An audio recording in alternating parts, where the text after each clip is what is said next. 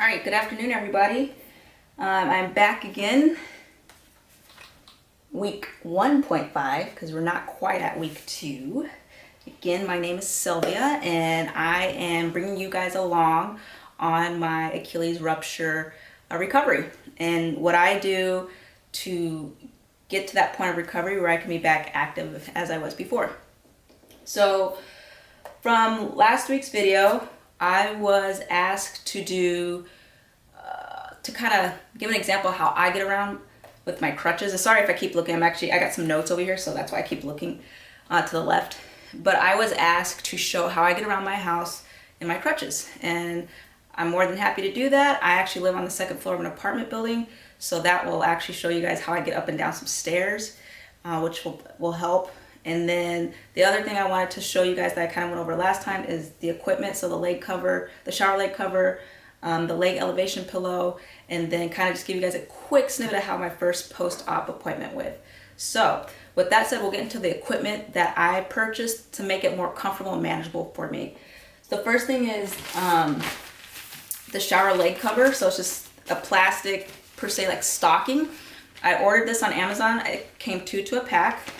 There's an opening up top, and yes, you're gonna be like, oh my gosh, how are you gonna get a cast foot through this opening? It stretches. So it stretches really well. So you'll see I got a nice new pretty cast. I put my foot in and it literally stretches over my cast. You put it up, you pull down, and when you pull down it creates kind of a seal. That way water won't get in. Nice thing about this is now with your shower stool, so with your shower stool, you can sit on your shower stool in the tub. If you have a detachable head, shower head, you can take that off, and now you can get yourself a good shower instead of having to kind of scrub with the washcloth. And right, you can now make sure that you're getting a good bathe. And that's something I enjoy because the scrub, I was getting clean, but there's just a difference when you're able to take a shower instead of scrubbing. And then what you do, you just pull it off, and it pulls right off. I'd give it about a good week or about 2 weeks and use the other one. And then depending on how long it is before you can take the boot off, or you get the cast off, you go to a boot where you take the boot and shower, you probably are gonna have to order one more set of leg shower covers.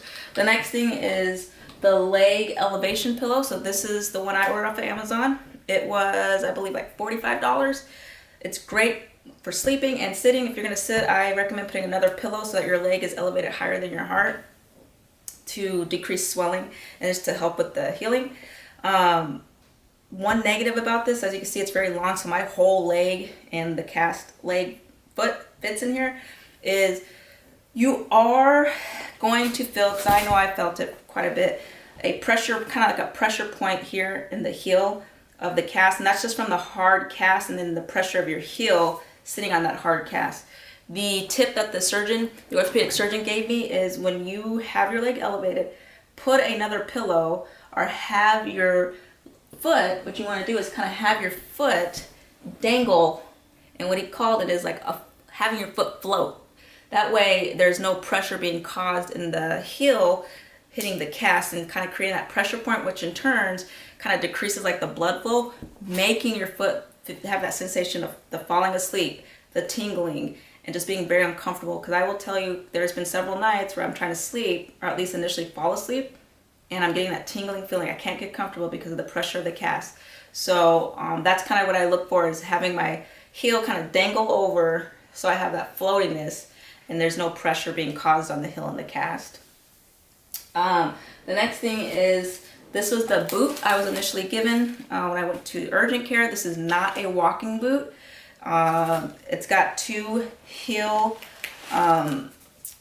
blocks in there, and what the heel blocks do is just help create that heel, put it kind of, I think it's a plantar flexion. That way your Achilles is not stretched, but it's decompressed so that it can heal better.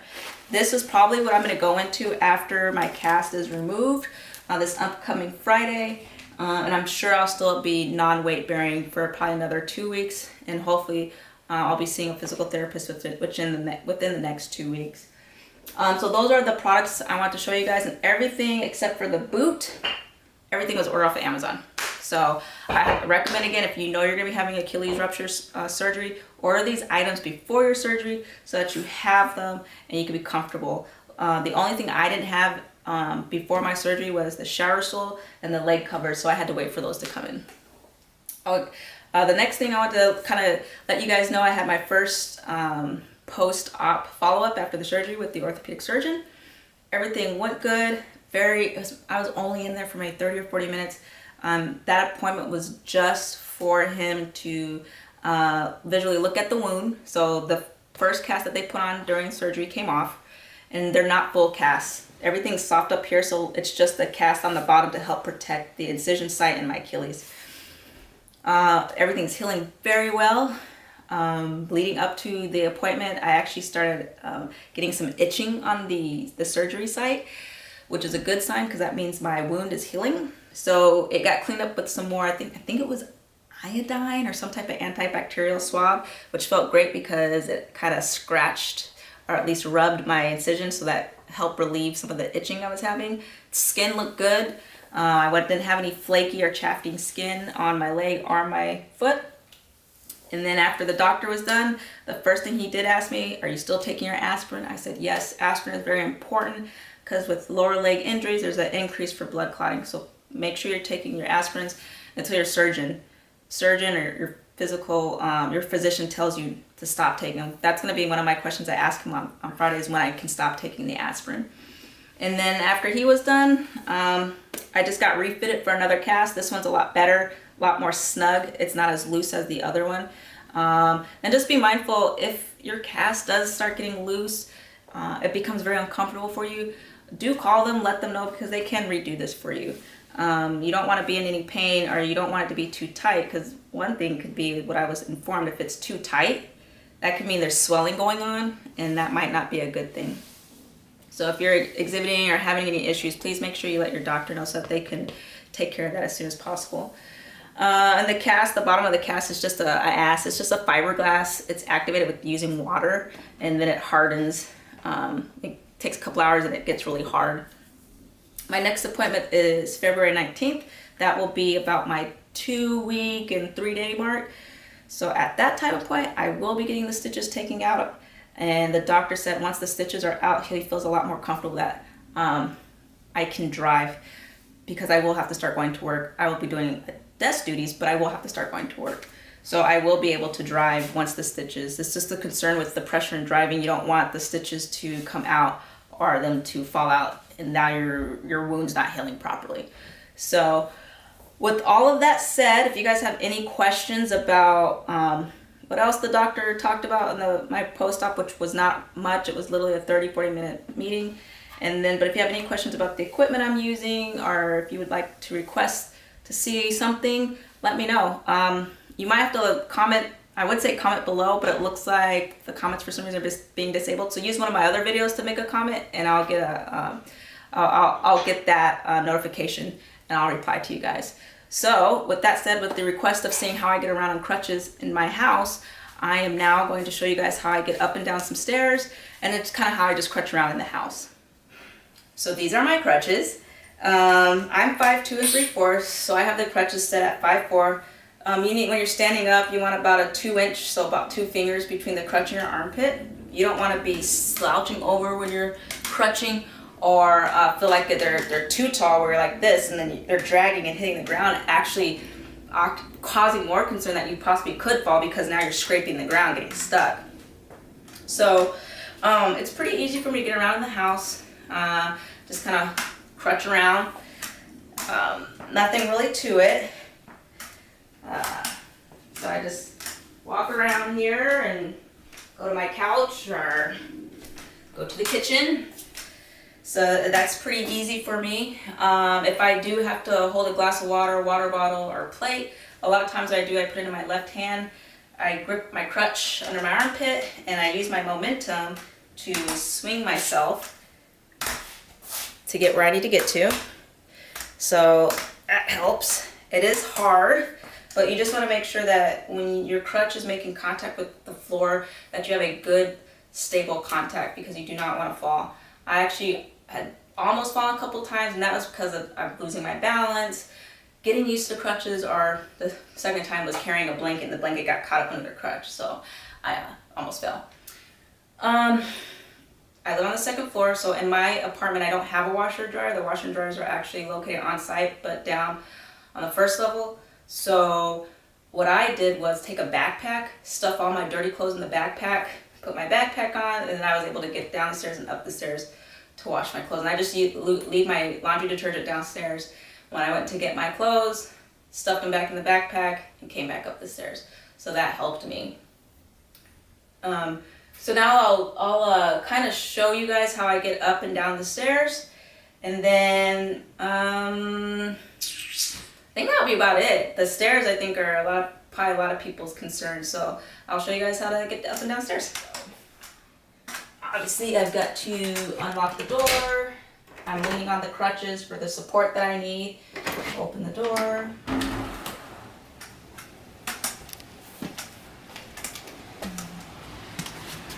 Okay, so if I was to close the door, what I would do is just reach in, grab the knob, move this crutch. See, almost fell right there because I don't have a good base. Make sure my door's unlocked so I don't lock myself out. And then you close the door. Okay. And I'll just keep backing. Through barbecue.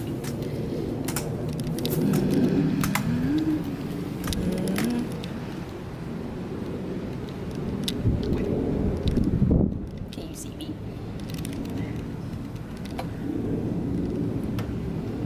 Can you see me? Mm-hmm. Sure. Mm-hmm. Okay. So this. Oh no, we're good. I'm just making a video. Thanks though. And this is how I get downstairs.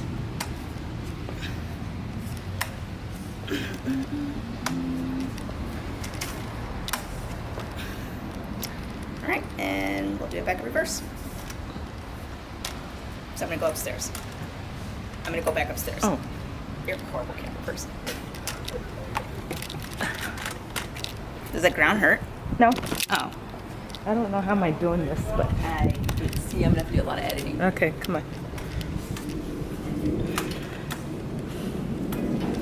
Can you see me? Yeah. Up the stairs. Or if you're concerned about stability, here. Again, and you can use this, the railing, and you just go like this, and you're pushing off here, sticking, and pushing off.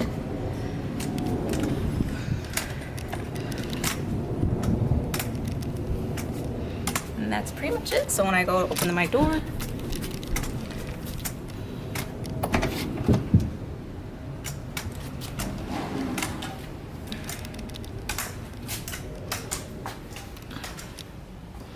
and shut my door.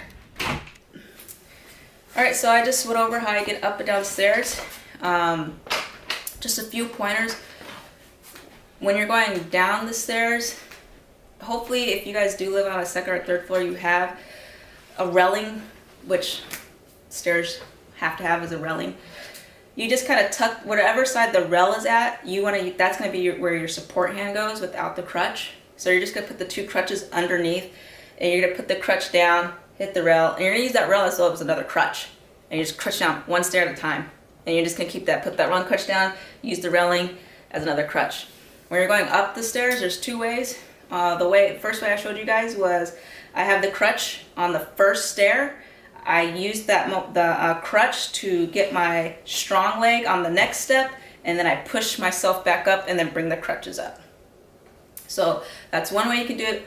Or if you want some more stability, because again, if you lose your balance, you can fall backwards and then you can go down the stairs. If you want more balance or more stability, again, same thing as going downstairs. Up the stairs, you're going to take whichever side the rail is on. You're going to take the crutches and put it on that, under the arm that the rail is not on, tuck it underneath. And you're going to use that rail again as essentially the other crutch. And you're going to put the crutches on the next step that you're going to go on. Dig it in, because that's what you're going to use as your pressure to get up to that next stair. Dig in, put your foot up there and you're gonna use that crutch to, or you're gonna use the railing to pull yourself back onto the next step. So hopefully the video helped you guys kind of how I get around. Inside the house, it's really easy. The stairs is kind of where I had to take my time and learn what works for me. So hopefully all that helps you guys. If you have any questions, recommendations, or comments, I believe you're gonna have to put them in another one of my videos. For some reason, my comments are disabled. I'll try to figure that out so that you guys can leave comments on the video. Other than that, subscribe, like, and share. I suppose that's what everybody says. So thank you again, and I will see you guys on Friday to hopefully show you guys no stitches on the leg and what my wound looks like. All right, peace out.